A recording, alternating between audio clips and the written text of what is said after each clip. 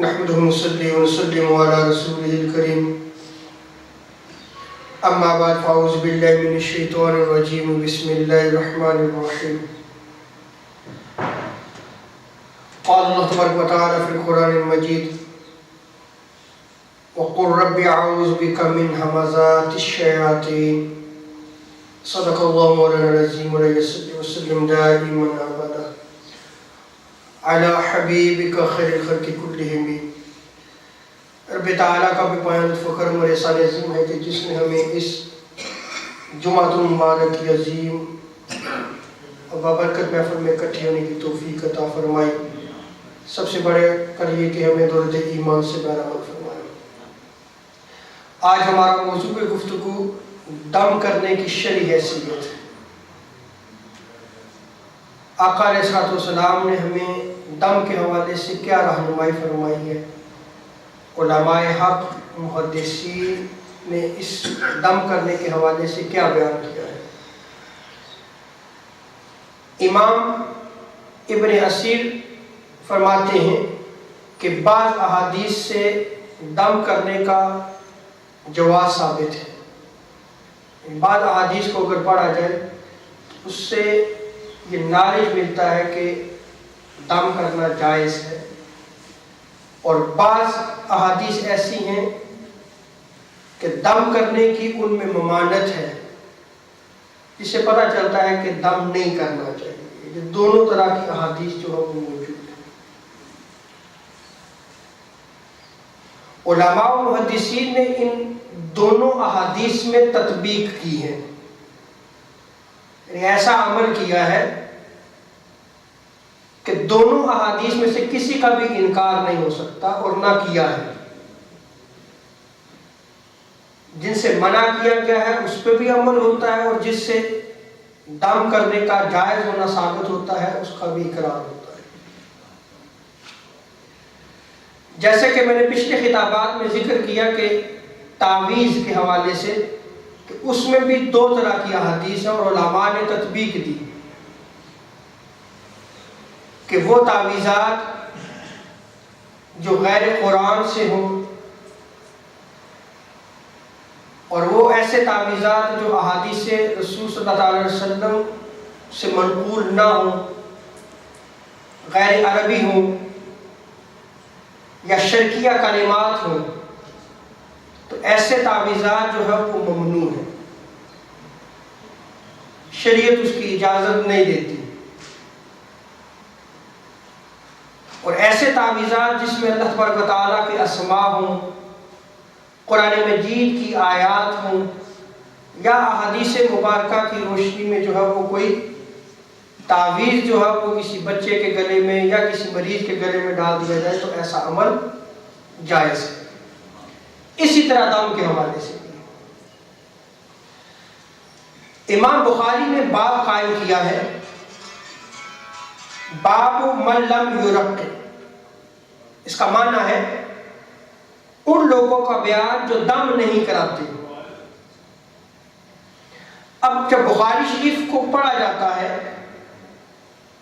اور جب علماء پڑھتے ہیں تو پھر اس کو تھارولی پڑھتے ہیں، دیگر کتب احادیث کو بھی کھنگالتے ہیں، اور اس کی شرح میں محدثین نے کیا کہا، علماء و فقہاء نے کیا کہا، پھر جا کے آگے بات کرتے ہیں۔ یعنی اسلام کا بہت بڑا علمی ذخیرہ ہے، ایک سمندر ہے۔ وہ چند کتابوں یا چند روایتوں سے جو ہے وہ اسلام ثابت نہیں کیا جا سکتا، اور ہمارے ہاں جو ہے وہ پرابلمز کہاں ہوتی ہیں، اس کی بیس یہی ہے کہ جو ہماری نظر سے گزرتا ہے، جو ہم پڑھ لیتے ہیں یا جو ہمیں پڑھا دیا جاتا ہے، اس سے پھر ہم آگے نہیں بڑھتے، جس سے جو ہے وہ بعض احادیث کا بھی جو ہے وہ انکار ہو جاتا ہے، اسلاف کے طریق کا انکار ہو جاتا ہے۔ اس سے بچنا چاہیے۔ اب امام بخاری نے یہ چیپٹر قائم کرنے کے بعد ایک روایت نقل کی ہے، اس سے جو ہے وہ پتہ چلتا ہے کہ دم کرنا جو ہے وہ منع ہے. اور بھی روایات نقل کی ہیں چونکہ میں اپنے موضوع پہ رہنا چاہتا ہوں، لیکن ایک روایت کو میں نقل کر رہا ہوں. حضرت ابن عباس رضی اللہ تعالیٰ عنہما اس روایت کو نقل کرتے ہیں، اور یہ روایت مسلم شریف میں بھی نقل کی گئی ہے، جامع ترمذی اور مسند احمد بن حنبل میں بھی اس روایت کو نقل کیا گیا. راوی بیان کرتے ہیں کہ ایک دن تاجدار کائنات صلی اللہ تعالیٰ علیہ وسلم نے فرمایا کہ مجھ پر امتیں پیش کی گئیں، یعنی مجھے امتیں دکھائی گئیں. جتنی امتیں تھیں ساری امتیں نگاہ مصطفیٰ میں آ گئیں. آپ علیہ السلام ارشاد فرماتے ہیں کہ میں نے دیکھا کہ ایک نبی گزرتا اس کے ساتھ ایک فرد ہوتا، دوسرے نبی گزرتے تو اس کے ساتھ 2 افراد ہوتے، پھر ایک نبی گزرے تو میں نے دیکھا ان کے ساتھ ایک جماعت ہے. پھر آقا علیہ السلام نے ارشاد فرمایا پھر میں نے لوگوں کا ایک بہت بڑا ہجوم دیکھا. اتنا بڑا ہجوم تھا کہ جنہوں نے آسمانوں کے کناروں کو بھر دیا تھا. تو میں نے امید کی کہ یہ میری امت ہوگی، لیکن مجھے کہا گیا کہ یہ حضرت موسیٰ علیہ السلام کی امت ہے. اب یہاں دیکھیں کہ حضور کی چاہت تھی کہ میری امت کی کثرت ہوگی اور کثرت ہو، اور اس کا جو ہے وہ اظہار کیا کہ جب بہت زیادہ لوگوں کا ہجوم دیکھا تو حضور نے فرمایا کہ شاید یہ میری امت ہے، لیکن کیا بتایا گیا یہ حضرت موسیٰ علیہ السلام کی امت ہے. راوی بیان کرتے ہیں فقیل علی انظر ہاکذا ہاکذا، پھر مجھے کہا گیا اللہ کے رسول ادھر دیکھیے. تاجدار انبیاء صلی اللہ تعالی علیہ وسلم جو ہے وہ ارشاد فرماتے ہیں کہ پھر میں نے دیکھا کہ بہت زیادہ لوگ جس سے آسمانوں کے کنارے جو بھرے ہوئے اور بہت ہی کثرت، جو پہلے کثرت دکھائی گئی تھی اس سے بھی زیادہ کثرت تھی وہ. فقیل ہؤلاء امتک، کہا گیا اے اللہ کے رسول یہ آپ کی امت ہے، یہ آپ کی امت ہے. وما ہؤلاء 70,000 يدخلون الجنة بغیر حساب، اور اس میں 70,000 ایسے بھی ہوں گے جو بغیر حساب کے جو وہ جنت میں داخل ہوں گے، جن کا کوئی حساب کتاب نہیں ہوگا. وہ 70,000 بھی جو ہے وہ ان کے ساتھ ہوں گی. فقال، وہاں صحابہ بیٹھے ہوئے تھے، انہوں نے عرض کی یا رسول اللہ وہ کون ہوں گے؟ تو آقا علیہ السلام نے فرمایا ہم الذین لا یتطیرون، وہ ایسے لوگ ہوں گے جو بدشگونی نہیں کرتے، برا شگون نہیں لیتے. برا شگون سے کیا مراد ہے؟ جیسے میں راستے سے گزرا، کالی بلی راستہ کاٹ گئی، تو یہ آپ نے برا شگون لے لیا، آپ نے برا شگون لے لیا. یا جو ہے وہ بعض دفعہ ایسے ہوتا ہے کہ میں نے آج پتہ نہیں کس کا چہرہ دیکھ لیا، ایسا ہوتا ہے یا نہیں ہوتا؟ یہ بدشگونی ہے.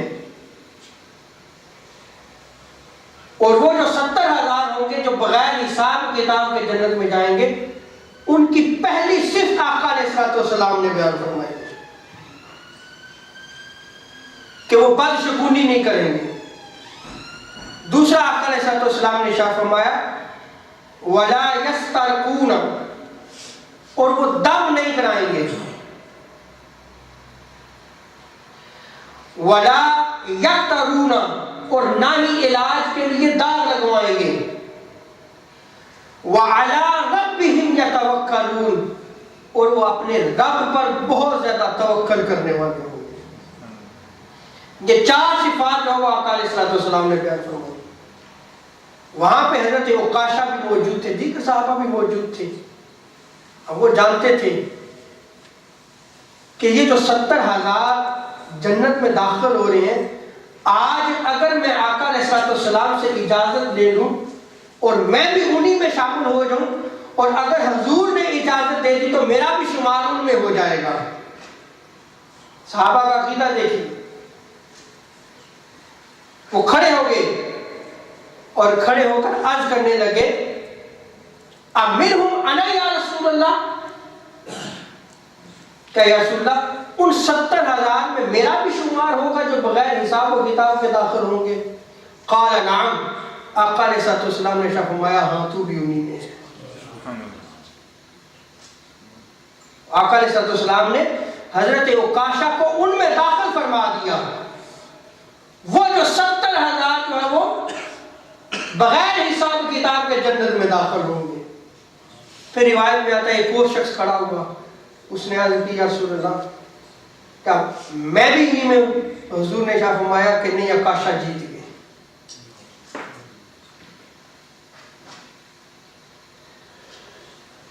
تو اس روایت سے جو ہے وہ پتہ چلتا ہے کہ دم نہیں کرانا چاہیے۔ ظاہر تو یہی پتہ چلتا ہے، لیکن دیکھیں امام بدر الدین عینی حنفی نے عمدۃ القاری میں امام ابو الحسن القابسی رحمۃ اللہ تعالی علیہ ایک قول کو نقل کیا ہے کہ اس حدیث مبارکہ میں اس دم کی نفی ہے جو لوگ زمانہ جاہلیت میں دم کرایا کرتے تھے،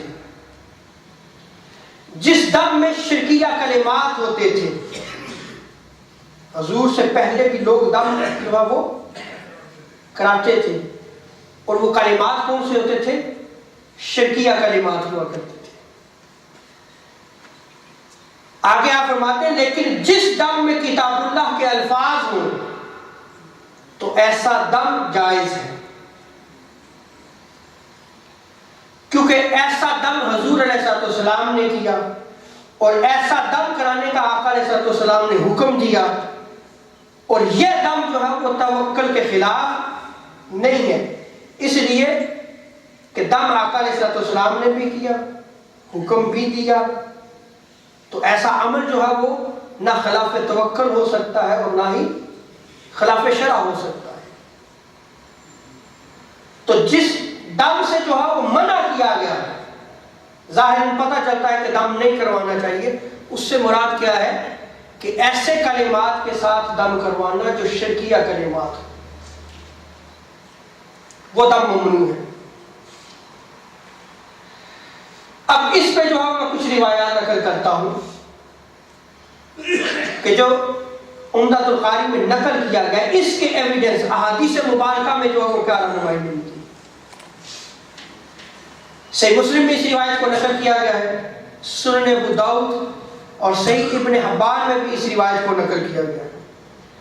حضرت عوف بن مالک رضی اللہ تعالی عنہ اس حدیث مبارکہ کے راوی ہیں، بیان کرتے ہیں کہ ہم لوگ زمانہ جاہلیت میں دم کیا کرتے تھے۔ فقلنا یا رسول اللہ ما تقول فی ذلک، جب ہم لوگوں نے اسلام کو قبول کر لیا تو پھر ہم بارگاہ مصطفیٰ میں آئے، عرض کی یا رسول اللہ اب کیا حکم ہے، اب آپ کیا فرماتے ہیں؟ قال آقا علیہ السلام فرمایا اعرضوا علی رقاکم، تم اپنے الفاظ میرے اوپر پیش کرو، وہ الفاظ جن الفاظ کے ساتھ تم دم کرتے ہو وہ الفاظ پڑھو۔ ولا بأس بالرقا ما لم يكن شرکا، اور ایسے دم میں جب حضور علیہ السلام نے الفاظ کو سنا، پھر آقا علیہ السلام نے فرمایا کہ ایسے دم میں جس میں شرکیہ کلمات نہ ہو، اس دم کرنے میں کوئی حرج نہیں ہے، اس دم کرنے میں کوئی حرج نہیں ہے۔ یہ پہلی روایت ہے۔ دوسری روایت، اس روایت کو بھی صحیح ابن حبان میں ہی نقل کیا گیا، اور ابو حزمہ کی والدہ وہ زمانہ جاہلیت میں جو ہے وہ دم کیا کرتی تھی، جب وہ مسلمان ہوئی تو ان سے کہا گیا کہ اب آپ دم کیوں نہیں کرتی؟ تو انہوں نے کہا کہ میں اس وقت تک دم نہیں کروں گی جب تک میں آقا علیہ السلام سے دم کی اجازت نہ لے لوں، آقا علیہ السلام سے پوچھ نہ لوں۔ وہ آقا علیہ السلام کی بارگاہ میں آئی اور حضور علیہ السلام سے اجازت مانگی۔ فقال لها رسول اللہ صلی اللہ علیہ وسلم القی ما لم یکن فیہا شرک۔ اس عورت سے آقا علیہ السلام نے فرمایا کہ تم ایسے الفاظ کے ساتھ جو ہے وہ دم کر سکتی ہو، تمہیں اجازت ہے جس میں شرکیہ کلمات نہ ہو، جس میں شرکیہ کلمات نہ ہو۔ سو ایسے کلمات جو مجہول ہوں، جن میں شرکیہ کلمات ہوں، ایسے کلمات کے ساتھ جو ہے وہ دم کرنا جو ہے وہ ناجائز ہے۔ اب امام قرطبی رحمۃ اللہ تعالی علیہ دم کرنے کی جو ہے وہ 3 قسمیں بیان کرتے ہیں، 3 ٹائپس کو انہوں نے بیان کیا ہے۔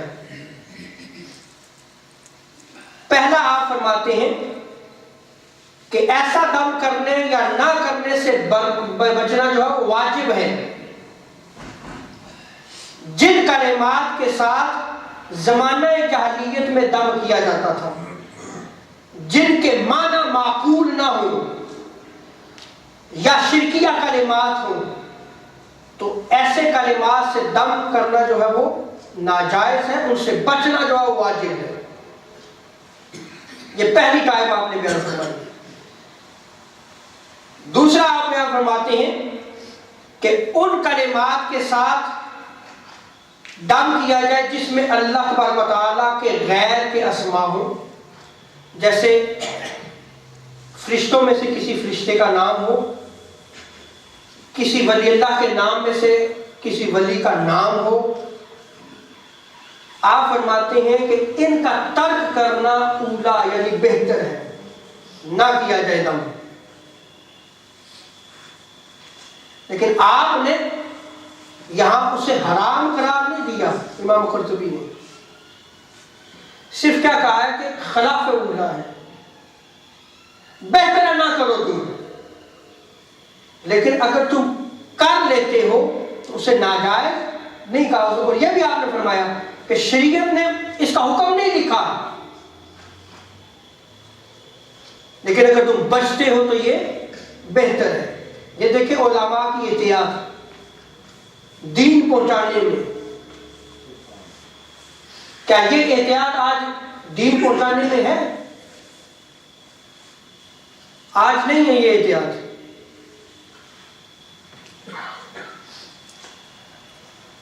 تیسرے نمبر پر آپ فرماتے ہیں کہ اللہ تعالیٰ کے کلام یا اللہ تبارک و تعالیٰ کے اسماء کے ساتھ، اللہ تبارک و تعالیٰ کے ناموں کے ساتھ دم کیا جائے تو یہ جائز ہے۔ اور اگر دم والے کلمات احادیث مبارکہ اور آثار سے نقل کیے گئے ہوں تو پھر وہ مستحب ہے، پھر کیا ہے وہ مستحب ہے۔ اور امام شافعی رحمت اللہ تعالی علیہ فرماتے ہیں کہ اگر کتاب اللہ سے دم کیا جائے یا جو اللہ تبارک و تعالیٰ کا ذکر معروف ہو اس سے دم کیا جائے تو دم کرنے میں کوئی حرج نہیں ہے۔ ان دونوں روایات کو ابن حجر اسقلانی نے فتح الباری میں نقل کیا ہے۔ اب علماء و محدثین نے دم کے جائز ہونے کی شرائط کو بھی بیان کیا ہے، ان کی شرائط کو بھی بیان کیا ہے، اور ان میں سے اگر کوئی ایک شرط پوری نہیں ہوگی تو دم کرنا ناجائز ہو جائے گا۔ میرا سوال یہ ہے کہ آج ہم دم کروانے والوں کی بھی کثرت اور دم کرنے والے بھی بڑے ظاہر ہو رہے ہیں، جنہیں ان شرائط کا بھی علم نہیں ہے، نہ پڑھی ہوں گی نہ نظر سے گزری ہوں گی، کیونکہ اہل سنت و جماعت میں معذرت کے ساتھ شارٹ کٹ لگایا جا رہا ہے۔ سے رام آ گیا، وہ ولی بن گیا. انا للہ و انا الیہ راجعون. علماء کا اس پر اجماع ہے کہ دم کرنا اس وقت جائز ہے جب 3 شرطیں پائی جائیں گی. اور یہ یاد رکھ لیں، یہ مستحب یا جائز عمل ہے. یہ یاد رکھ لیں، یہ فرض نہیں ہے، واجب بھی نہیں ہے یہ. اور ایک جائز عمل پہ جو ہے وہ آپ کسی شخص کو نہ اس کی شریعت دیکھیں، نہ اس کے عمل کو دیکھیں، نہ آپ جو ہے وہ اس کے شریعت کا علم ہونا دیکھیں اور آپ اس کو ولی بنا دیں.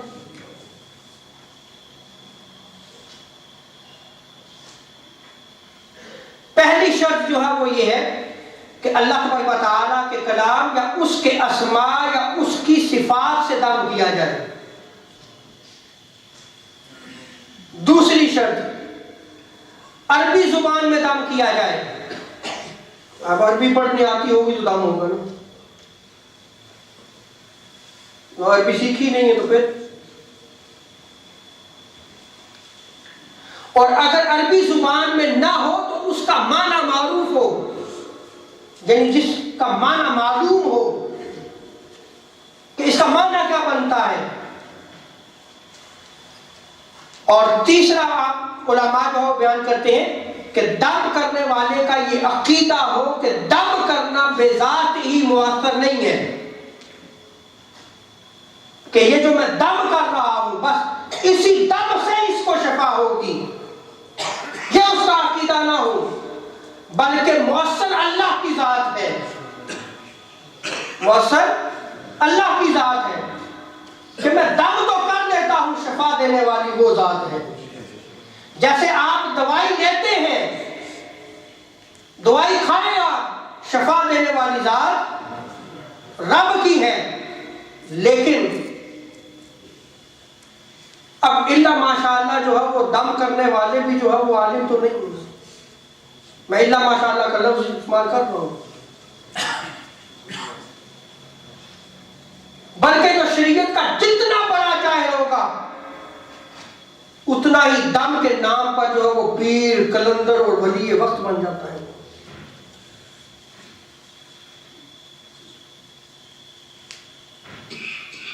اور ہم لوگ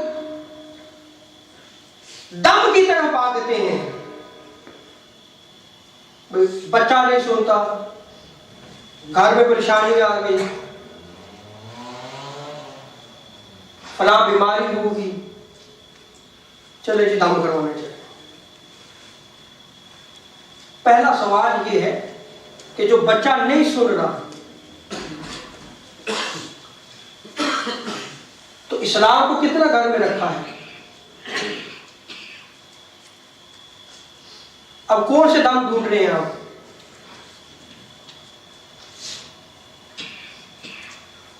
بھئی نماز پڑھنا جو ہے وہ فرض ہے. آپ دیکھیں کہ اب تو جو ہے وہ دم کرنے کے لیے باقاعدہ جو ہے وہ ارینج کیا جاتا ہے اور پھر بڑا مجمع دکھایا جائے گا. اللہ کے دین کے لیے بھی اس طرح لوگوں کو اکٹھا کیا آپ نے. اللہ کے دین کو سکھانے کے لیے بھی آپ نے ایسے لوگوں کو اکٹھا کیا ہے.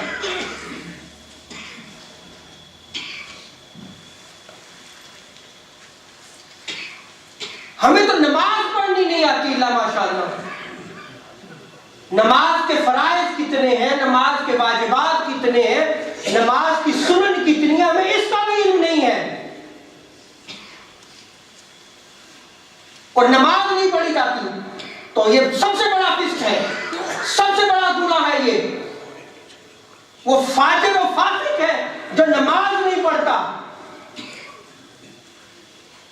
آقا علیہ السلام شاہ فرماتے ہیں جو نماز نہیں پڑھتا اس کا کوئی دین نہیں ہے. ہم نمازیں بھی نہیں پڑھتے اور پھر جو وہ دم کروانے کے لیے ہم ان ٹھگ پیروں کے پاس چلے جاتے ہیں.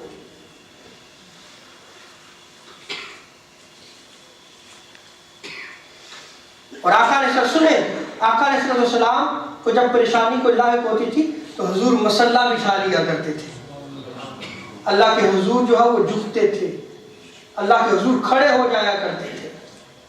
پریشانی آتی ہے، پریشانیاں اللہ کے بندوں پر ہی تو آتی ہیں.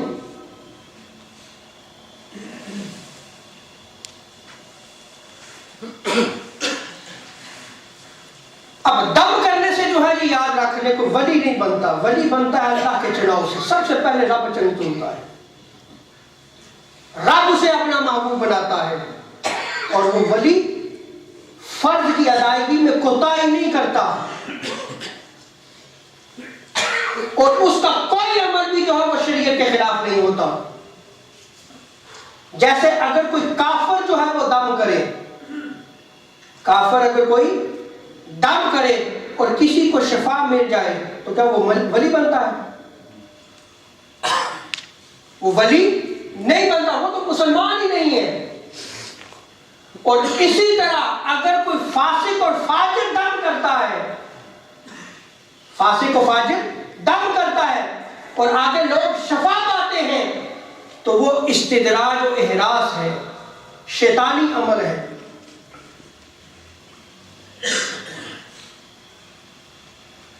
اب اس چیز پہ میں روایات نقل کر دوں کہ کافر دم کرتا ہے اور اس کے دم سے بھی جو ہے وہ شفا یابی اگر ہوتی ہے. اور آج کا تو اسی پہ یہ نہیں دیکھیں جی وہ شفا یابی ہو رہی ہے، بہت زیادہ شفا یابی، اس کو فلاں ہے، یہ اس کو جی فلاں شفا آ گیا جی. اہل سنت کا مذاق اڑایا جا رہا ہے.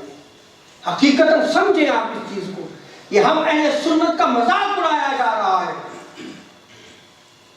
اور جب تک علماء یہ فریضہ سر انجام نہیں دیں گے، یہ ٹھگ اسی طرح جو ہے وہ شریعت کا مذاق اڑاتے رہیں گے.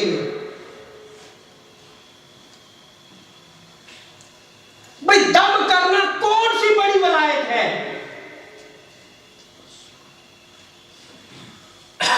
اگر کافر جو ہے وہ دم کرتا ہے وہ ولی نہیں بنتا.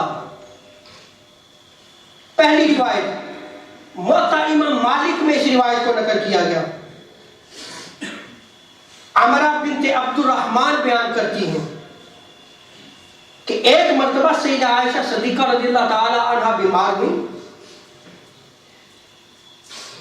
تو سیدنا صدیق اکبر جو آپ کے والد گرامی ہیں اپنی بیٹی کی مزاج پرسی کے لیے عیادت کے لیے تشریف لائے تو دیکھا، روایت میں آتا ہے وَيَهُودِيَّةٌ تَرْقِيهَا، اس وقت ایک یہودی عورت سیدہ عائشہ پر دم کر رہی تھی.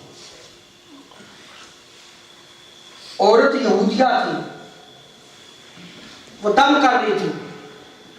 صدیق اکبر اللہ تعالیٰ عنہ نے دیکھا، فقال ابو بکر ارقیها بکتاب اللہ، اللہ کی کتاب سے دم کرو، اللہ کی کتاب سے دم کرو. اب وہ یہودیہ عورت دم کر رہی تھی.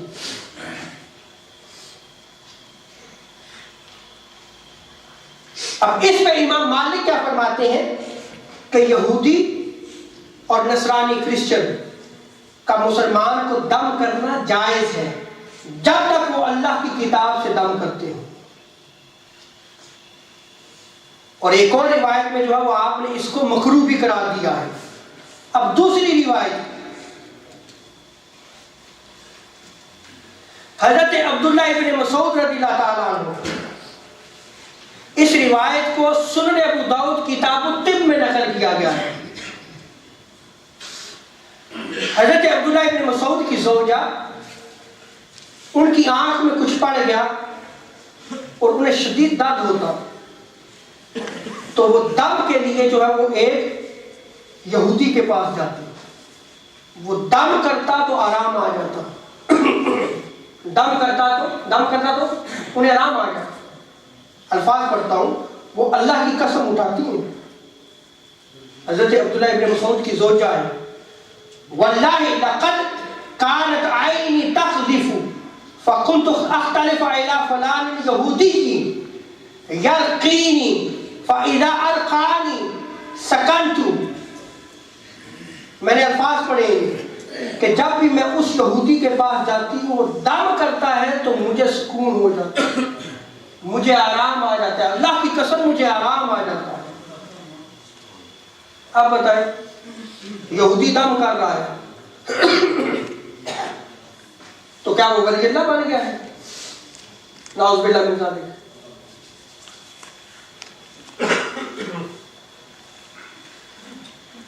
بھئی آپ علاج کے لیے جاتے ہیں، کوئی ڈاکٹر صاحب کا علاج کرتے ہیں، پھر وہ بھی ولی ہیں، آپ کو شفا اب بھی ہو جاتی ہے۔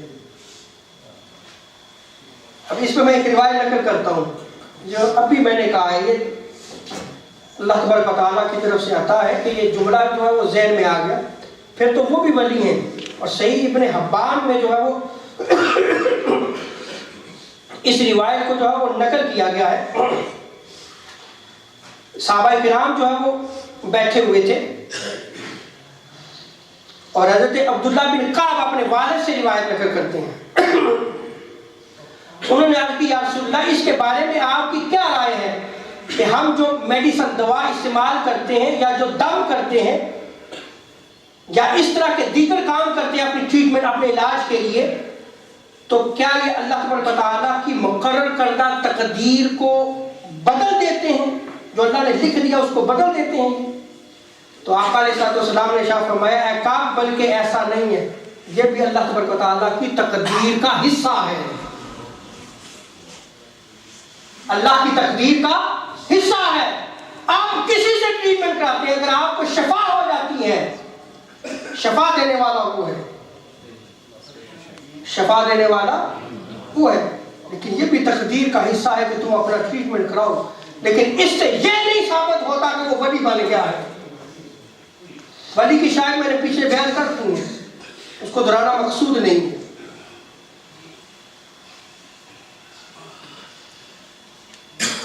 اب آپ دیکھیں کہ آقا علیہ السلام کی تعلیمات، خدا اور آقا علیہ السلام کی تعلیمات کو پڑھا کریں، یہ ذوق اور شوق پیدا کریں، اور جب تک ہم جو ہے وہ قرآن و سنت کی طرف نہیں آئیں گے پھر اسی طرح کی گمراہیاں ہوں گی۔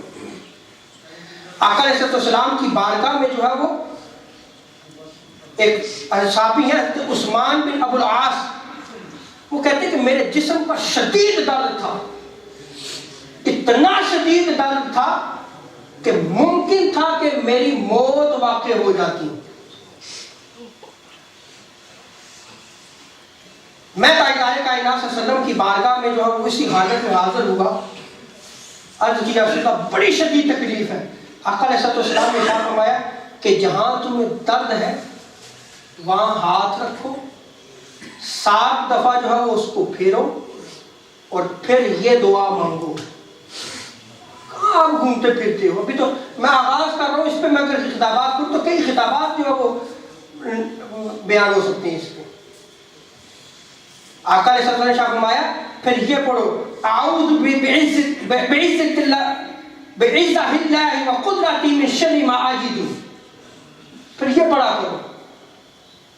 فرماتے ہیں کہ پھر میں نے ایسے ہی کیا، اس جسم پر جو ہے وہ ہاتھ پھیرا اور یہ دعا مانگی تو وہ درد چلا گیا، وہ درد چلا گیا۔ یہ کتب حدیث میں دم موجود ہے، یہ علاج موجود ہے، لیکن آقا علیہ السلام نے دیا۔ اسی طرح سے عائشہ فرماتی ہے کہ جب بیمار ہوتا تو حضور کی بارگاہ میں لایا جاتا تو حضور علیہ السلام جو ہے وہ جو دم کیا کرتے تھے وہ تھا اذهب الباس رب الناس اشف انت الشافی لا شفاء الا شفاؤک شفاء لا یغادر سقما۔ آقا علیہ السلام یہ دم کیا تھا۔ اسی طرح جو ہے بہت زیادہ روایات اور بھی موجود ہیں، لیکن مقصد یہ ہے کہ دم کرنا تو جائز ہے، دم کرنا تو جائز ہے۔ ہمیں بحیثیت مسلمان یہ بھی دیکھنا ہوگا کہ جو فرض ہے وہ ہم اس کی ادائیگی کرتے ہیں یا نہیں کرتے۔ اللہ تعالیٰ عمل کی توفیق عطا فرمائے۔